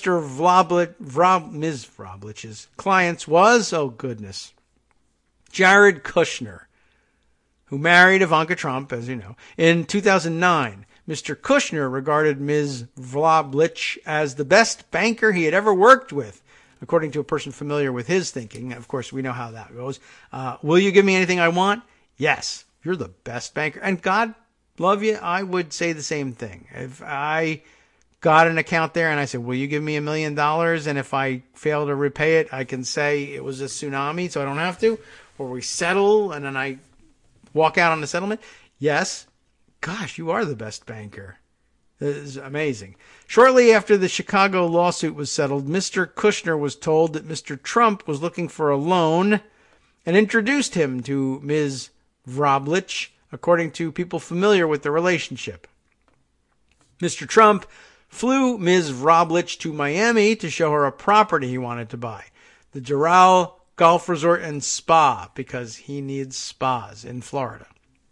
He needed more than $100 million for the 72-hole property. Never mind that joke. Deutsche Bank dispatched a team to Trump Tower to inspect Mr. Trump's personal and corporate financial records. Really? Were they blind? The bankers determined he was overvaluing some of his real estate assets by as much as 70%, which is a large number, I think, according to two former executives. By then, though, Mr. Trump had become a reality TV star. And he was swimming in cash from The Apprentice, or maybe Russia. Deutsche Bank officials also were impressed that Mr. Trump did not have much debt, according to people who reviewed his finances. Aside from his history of defaults, he was an attractive borrower. No, that's not how banking works. But she's the best banker in New York. So, you know. Mr. Trump also expressed interest in another loan from the private banking division, a $48 million loan for the same Chicago property that had provoked the 2-year court fight. Oh, God help me. Why do I wake up in the morning? Mr. Trump told the bank he would use that loan to repay what he still owed the investment banking division, the two former executives said. Am I reading this right? My eyes are about to explode. I borrowed money from you to build a skyscraper in Chicago. I defaulted on that loan. I sued you for $3 billion because of my I don't even understand where that comes from. We had a 2-year fight in court. I settled with you. I said I would repay the money within 2 years. And then I asked you, could I have a loan to use to repay you? And they said, I imagine, yes. I don't know what to make of this. I don't know whether is getting them to say that proof that you are a brilliant businessman, or is it proof that people who we are told are brilliant businessmen are just out of their minds, and so are the bankers, and because they come to an agreement, I don't know which comes first. It's like chicken and egg here for me. Are brilliant business people the kind of people who can conclude such a stupid deal? Or is it just the case that stupid deals happen all the time and we're invested as a country in calling certain people brilliant businessmen no matter what happens? I don't know. Maybe it was the TV show that did it. The TV, Telly says he's a brilliant businessman, even though the show started as a joke to show that he, was actually an idiot. But whatever, they decided to edit it into a show that made him into a brilliant businessman. And who else could possibly conclude a deal like that with the bank? Can I have a loan to pay you back on the one I defaulted on? Yes. Well, some kind of genius is happening here. Mr. Trump told the bank that he would use the loan to repay what he still owed on the investment banking division. Even by Wall Street standards, borrowing money from one part of a bank to pay off a loan from another was an extraordinary act of financial chutzpah. That's how they put it. That's fraud, and you should be arrested. Or laughed in your face, and you should be kicked out and thrown out on your ass. But he got it. So, I don't know, somebody's brilliant about something, I guess, right? Ms. Vrablich and Mr. Bowers tentatively agreed to both loans because she's the best banker in New York. Because these would be the private bank's first transactions with Mr. Trump, they needed approval up the chain of command.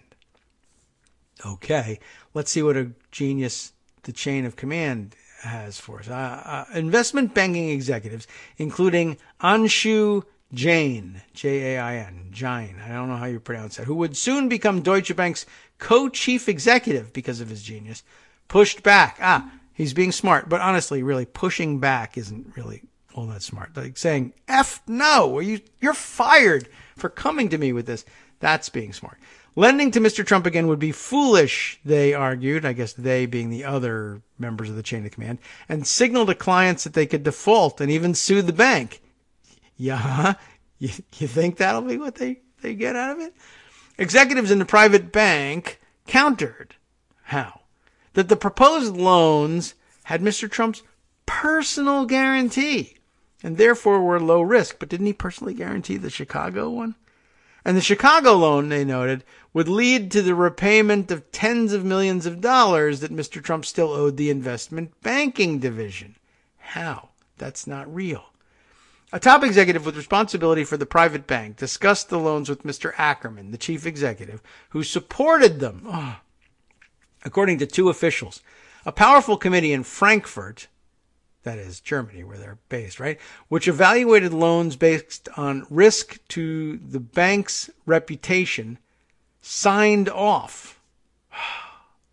There is no objection from the bank to proceed with this client, wrote Stuart Clark, the chief operating officer for the Americas, in a December 5th, 2011 email, according to a recipient. Deutsche Bank wired the money to Mr. Trump. The loans carried relatively low interest rates, executives said, but the business promised to be profitable. As part of the deal, Mr. Trump would hold millions of dollars in a personal account, generating fees for the bank.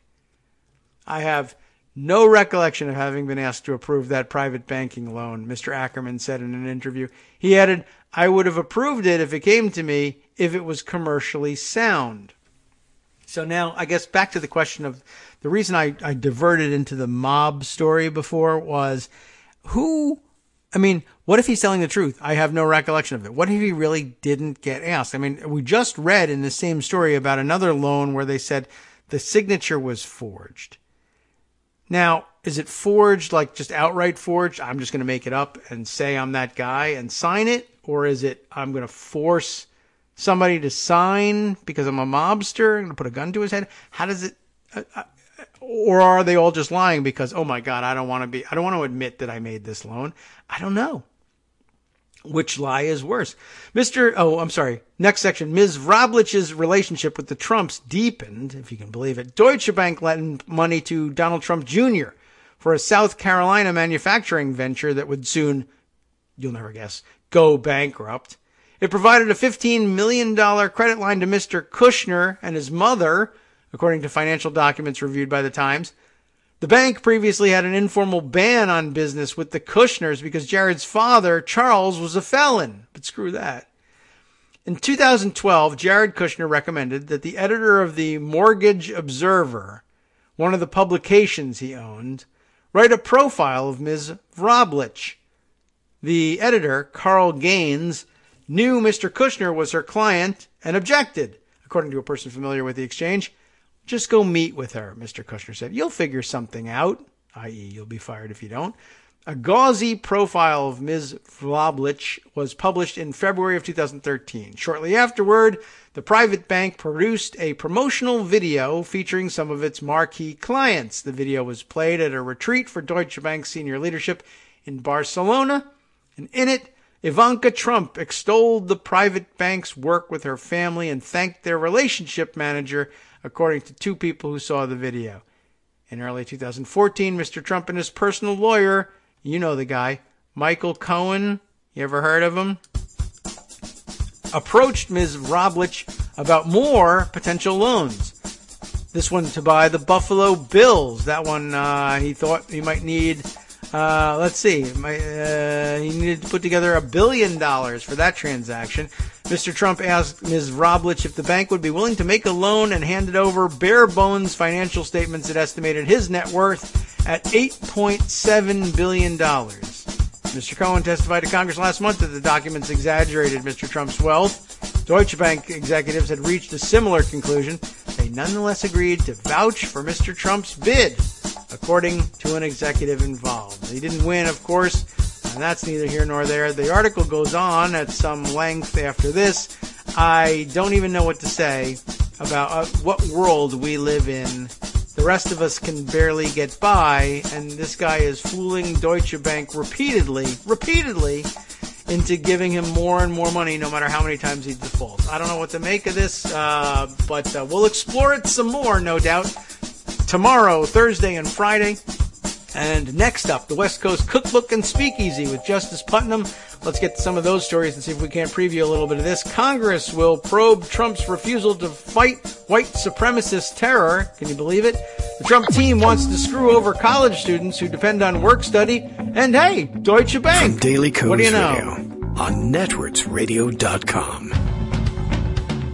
You have been listening to the Kagro in the Morning Show with David Waldman. Great. So the story continues. It couldn't be better. There really is some great stuff in here. Then there's more at the chef's table, where a group of Cuban migrants kidnapped at Mexico's northern border have been released as officials continued probing the disappearances of other migrants in the region. Wow, serious trouble there. Stay tuned for more next.